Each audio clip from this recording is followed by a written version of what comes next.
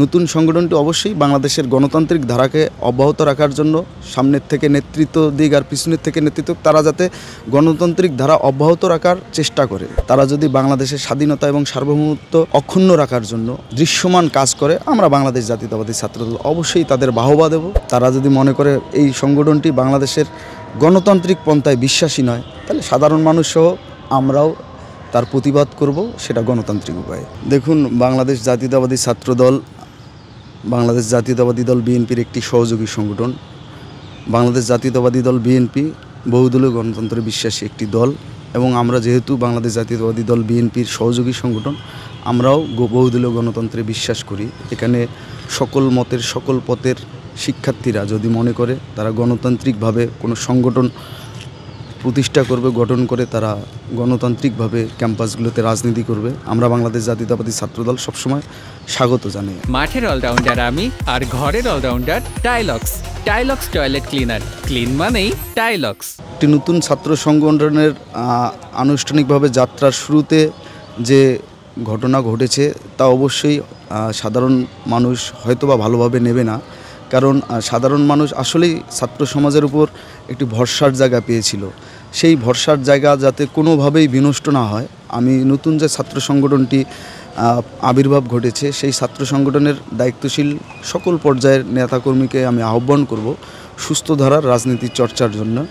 এবং শুরুতেই যদি তারা এভাবে হোঁচট খায়, তাহলে সাধারণ মানুষের যে ছাত্র রাজনীতিকে ঘিরে যে আশা আকাঙ্ক্ষা, সেই প্রত্যাশার ব্যত্যয় ঘটবে, এবং সে আশা আকাঙ্ক্ষা এবং প্রত্যয়ের ব্যত্যয় ঘটলে আমরা যারা পুরানা ছাত্র সংগঠন আছি এবং যারা নতুন সংগঠন, দিন শেষে ছাত্র সংগঠন হিসেবে আমরা মানুষের আস্থায় থাকতে পারবো না। এজন্য আমি তাদের আহ্বান করব আরও সহনশীল আচরণ করার জন্য।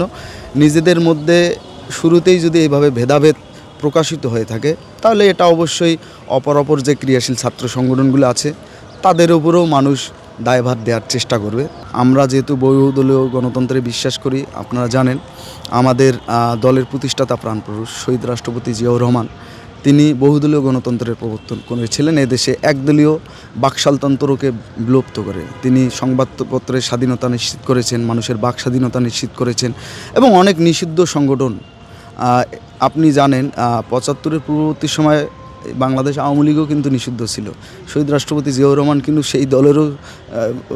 সেই দলকেও রাজনীতি করার সুযোগ দিয়েছিলেন, এবং বাকশালতন্ত্রের বীজ যেহেতু ওই দলের মধ্যে ছিল, দেখেন তারা দীর্ঘদিন পর কিন্তু আবারও নিষিদ্ধের কাতারে যাওয়ার জন্য মানুষজন আওয়াজ তুলছে। তা আমরা এজন্যই মনে করি নতুন সংগঠনটি অবশ্যই বাংলাদেশের গণতান্ত্রিক ধারাকে অব্যাহত রাখার জন্য সামনের থেকে নেতৃত্ব দিক আর পিছনের থেকে নেতৃত্ব, তারা যাতে গণতান্ত্রিক ধারা অব্যাহত রাখার চেষ্টা করে। তারা যদি বাংলাদেশের গণতান্ত্রিক ধারা অব্যাহত রাখার জন্য, তারা যদি বাংলাদেশের স্বাধীনতা এবং সার্বভৌমত্ব অক্ষুণ্ণ রাখার জন্য দৃশ্যমান কাজ করে, আমরা বাংলাদেশ জাতীয়তাবাদী ছাত্রদল অবশ্যই তাদের বাহবা দেব, ধন্যবাদ এবং কৃতজ্ঞতা জ্ঞাপন করব।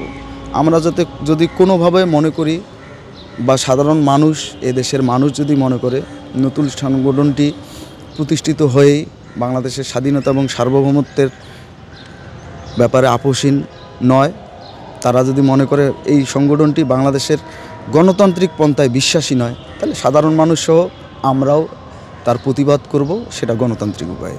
ছাত্র জনতার মধ্যে একটি যে ঐক্যের মাধ্যমে ফ্যাসিস্ট হাসিনা ওয়াজেদের পতন হয়েছে, সেই জায়গায় আমরা এখন পর্যন্ত যে সকল ক্রিয়াশীল ছাত্র সংগঠন আছে, তারা আমরা ভালো কাজ করার, ইতিবাচক কাজ করার জন্য ব্রত আছি এবং সবাই ইতিবাচক কাজ করে যাচ্ছি। ঢাকা বিশ্ববিদ্যালয় ক্যাম্পাসেও কিন্তু বিগত কয়েকদিন একটি মব কালচার চলতো, নামে বেনামে বিভিন্ন সংগঠন আমাদেরকে প্রশ্নবিদ্ধ করার জন্য উঠে পড়ে লেগেছিল। আমরা কিন্তু সেই সময়েও অনেকটা পরমত সহিষ্ণু থেকে আমরা সেগুলো মোকাবেলা করেছি, এবং সাধারণ শিক্ষার্থীরা এখন বুঝতে সক্ষম হয়েছে এবং বোঝার চেষ্টা করছে আসলে বাংলাদেশ জাতীয়তাবাদী ছাত্রদল বিগত 15.5 বছরের যে ফেসিবাদের দোষর ছাত্রলীগের যে রাজনৈতিক ধারা, সেই ধারা মনে প্রাণে ধারণ করে না, এবং বাংলাদেশ জাতীয়তাবাদী ছাত্রদল সবসময় প্রগতিশীল রাজনৈতিক যে চর্চা, সেই চর্চাকে অব্যাহত রাখার জন্য তাদের কর্মপরিকল্পনা করেই তারা এগিয়ে যায়। এবং বাংলাদেশ জাতীয়তাবাদী ছাত্রদল সাধারণ শিক্ষার্থীদের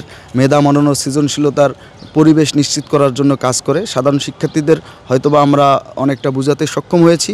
যেহেতু আমরা ছাত্র রাজনীতি করি, আমাদের সমালোচনা থাকবে, সেটা ইতিবাচক হোক আর নেতিবাচক হোক, আমরা আমাদের যৌক্তিক সমালোচনা সবসময় গ্রহণ করে থাকি এবং কেউ যদি অযৌক্তিকভাবে আমাদের সমালোচনা করে থাকে সেটা যৌক্তিক উপায়ে, গণতান্ত্রিক উপায়ে সেই সমালোচনা প্রতিহত করার আমরা শক্তি এবং সক্ষমতা রাখি এবং অবশ্যই সেটা গণতান্ত্রিক উপায়ে। এবং সাধারণ শিক্ষার্থীদের কাছে আমাদের আহ্বান, আমরা দিন শেষে মানুষ, আমাদেরও ভুল ত্রুটি হতে পারে। সাধারণ শিক্ষার্থীরা কখনও যাতে আমাদের কোনো কিছু একটি ঘটনা ঘটলে আমাদেরকে জড়িয়ে প্রথম দিকে আমাদেরকে ব্লেম না করে, যে ব্লেমটি করে একটি মব বাহিনী আমাদেরকে বিভিন্নভাবে বিভ্রান্ত করেছে, শুধু আমাদের না, প্রকৃত সাধারণ শিক্ষার্থীদেরকেও।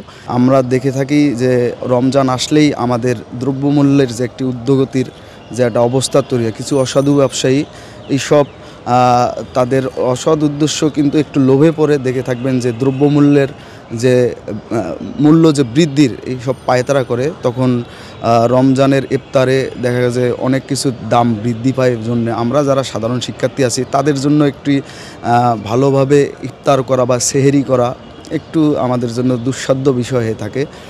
আমি এই বর্তমান যে অন্তর্বর্তীকালীন সরকার আছে তাদেরকে বলবো যে এই বিষয়টা তারা যাতে সোচ্চার থেকে